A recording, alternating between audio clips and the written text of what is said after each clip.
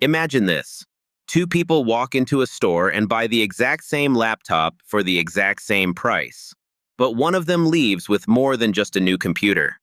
They earn rewards, build their credit history, and strengthen their future financial opportunities. The other gets none of those benefits. The difference? One used a credit card, the other didn't. Yet despite how common credit cards are, millions of people still misunderstand them. Some see them as free money, others fear them completely. But the truth is that a credit card is simply a financial tool. Used responsibly, it can open doors and create opportunities. Used carelessly, it can become expensive very quickly. In this video, you'll learn exactly how credit cards work, the biggest mistakes to avoid, and how to use them to your advantage. What exactly is a credit card? At its core, a credit card is simply a short-term loan.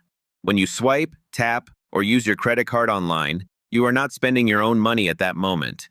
Instead, you're borrowing money from the card issuer, which is usually a bank or another financial institution. For example, imagine you buy $100 worth of groceries. The bank pays the store immediately on your behalf, and then you repay the bank later. This is what separates a credit card from a debit card. With a debit card, money comes directly out of your bank account. With a credit card, you're using borrowed money and settling the bill afterward. Every credit card also comes with a credit limit, which is the maximum amount you can borrow. Think of it as a financial bridge that lets you buy now and pay later. But if you don't understand the rules of that bridge, it's very easy to end up in financial trouble. How credit card billing actually works. One of the most important concepts to understand when using a credit card is the billing cycle. Think of it as a running record of all the purchases you make over a specific period, usually around a month. As you spend, every transaction is tracked by the card issuer. When the billing cycle ends, the bank generates a statement showing exactly what you bought, how much you spent, the total balance you owe, and the date by which payment must be made. Most credit cards also come with something called a grace period. This is the window of time between receiving your statement and the payment due date. For example, if you spend $500 during the month, the bank may give you several weeks to repay it. If you pay the entire balance before the due date, you typically pay absolutely no interest. In other words, you borrowed money and used it for free. But if you don't pay the full amount, interest can begin accumulating on the remaining balance. And that's where one of the most costly credit card mistakes begins. Interest, the cost of borrowing money. Now that we understand how credit cards allow you to borrow money, it's time to talk about one of the most important concepts every credit card user must understand. Interest. Interest is the price you pay for borrowing money. Think of it as a fee charged by the credit card company for allowing you to use their money instead of your own. When you use a credit card to make a purchase, the bank essentially pays the merchant on your behalf. Later, you repay the bank. If you pay your entire statement balance by the due date, you can usually avoid interest charges altogether. But if you carry a balance from one month to the next, things begin to change. The credit card company starts charging interest on the amount you still owe. And this is where many people get into financial trouble. Unlike some other types of loans, credit cards often have very high interest rates. In many cases, they are among the most expensive forms of consumer debt available. At first, the interest may seem small. A few dollars here, a few dollars there. But over time, those charges can add up much faster than most people realize. Imagine that you owe $1,000 on your credit card. If you only make the minimum payment each month, most of your payment may go toward interest rather than reducing the actual debt. As a result, the balance shrinks very slowly. Meanwhile, new interest continues to accumulate month after month. What started as a $1,000 purchase can end up costing significantly more than the original amount. In some cases, it can take years to fully pay off the debt. And during that time, you may end up paying hundreds or even thousands of dollars in additional interest charges. This is why understanding interest is so important. Credit cards can be incredibly useful financial tools. They can provide convenience, rewards, purchase protections, and help build your credit history. But these benefits only work in your favor when you manage the card responsibly. That's why financially responsible credit card users follow one simple rule. Pay the full statement balance every single month. Not the minimum payment. Not part of the balance. the full statement balance.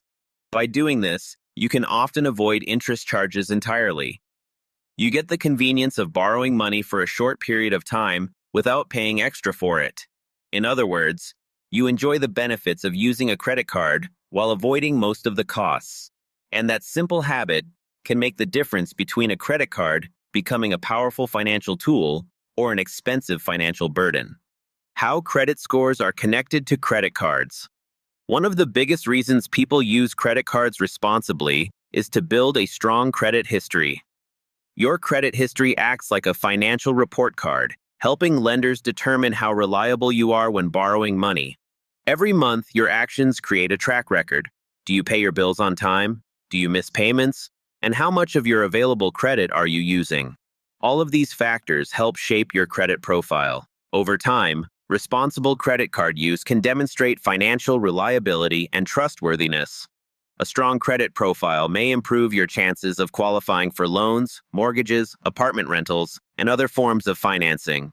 The good news is that building credit doesn't require spending large amounts of money. Simply use your card occasionally, keep your balances manageable, and always pay on time. When it comes to building good credit, consistency matters far more than spending. How credit card companies make money. Many people wonder how credit card companies can afford to offer rewards, cashback, fraud protection, and even interest-free grace periods while still making billions of dollars every year. The answer lies in several revenue streams. First, they earn interest from cardholders who carry balances from month to month. Second, merchants pay processing fees whenever customers use credit cards to make purchases. And third, banks collect various fees, such as annual fees, late payment fees, and foreign transaction charges. This business model is why credit card companies encourage spending. The more transactions that take place, the more revenue they can generate.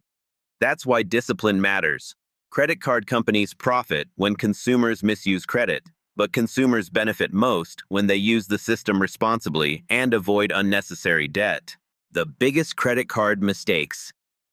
Many people get into credit card trouble not because credit cards are bad, but because they make a few common mistakes. Mistake number 1, treating a credit card like free money. Every dollar you spend is borrowed money that will eventually need to be repaid. Mistake number 2, missing payments.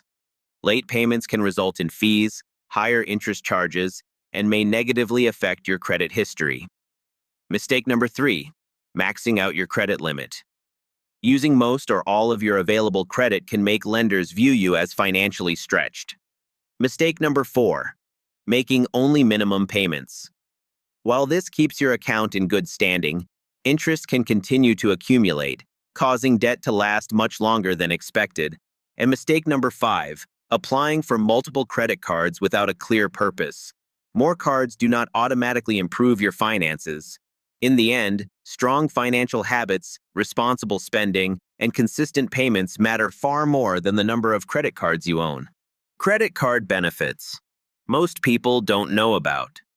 When used responsibly, credit cards can provide benefits beyond simple convenience. Many cards offer cashback rewards, allowing you to earn money back on everyday purchases. Others provide travel points that can be redeemed for flights, hotels, and other travel expenses. Some cards also include purchase protection, extended warranties, and travel-related benefits. Fraud protection is another major advantage. If unauthorized transactions occur, card issuers often provide ways to dispute those charges and help protect your account. But remember, rewards should never be a reason to spend more money. A small reward on a purchase you didn't need is still unnecessary spending. The goal isn't to spend more. The goal is to spend smarter. So what is the biggest lesson from today's video? Credit cards are not free money. They are borrowed money, and borrowed money always comes with responsibility. When used carelessly, a credit card can quickly become an expensive burden filled with debt, interest, and financial stress. But when used wisely, it can be a powerful tool that helps you manage your finances and build a stronger financial future.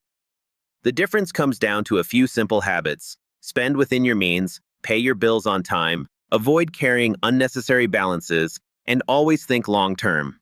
Because credit cards are not really about buying things, they're about managing trust. And in the world of finance, trust is one of the most valuable assets you can build. If you found this video helpful, subscribe for more practical financial lessons, and we'll see you in the next video.